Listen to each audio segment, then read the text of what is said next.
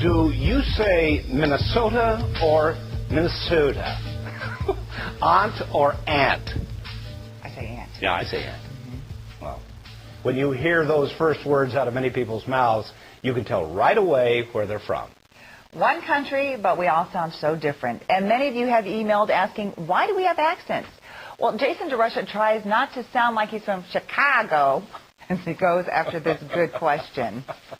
I don't think I really have one, do I? You don't have an accent? No, I don't think so. It's always those other people. When they say the word Wisconsin, I think they say the word Wisconsin. The truth is, we all have an accent. Do you think you have a Minnesota accent? I hope so. You betcha.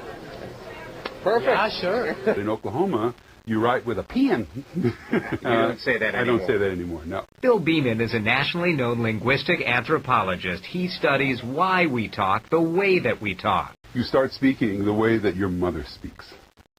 It seems to be young mothers that seem to be the leading edge for linguistic change, and they're the ones who establish the accents in their children. It starts with mom. It starts with mom. When the colonists came over, were there different accents at that time? Yes, they immigrated from Europe from different communities. How y'all doing? Oh, that's very southern. The Southerners in the United States come largely from southern England, from Yorkshire and places like that. And if you go to England today, look at the Yorkshire accent. It sounds southern. How would you say, I parked my car in the garage? I parked my car in the garage.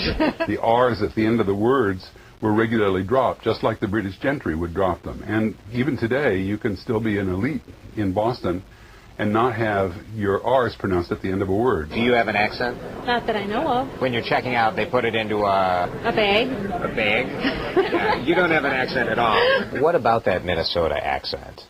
Well, it's heavily influenced by Norwegian and also the kinds of contours that you find in Swedish and Norwegian and Danish. So that the language goes up and down like that. Is there a reason that accents seem to be stronger on the eastern side of the Mississippi River? West of the Mississippi, we had everybody moving across the prairies, and they kind of mixed it up as they went. And Jason tells us the ideal neutral American accent is considered to be from central Ohio, the way most characters talk on television. And it's perhaps no coincidence that more of our presidents have come from Ohio than any other state. When you get to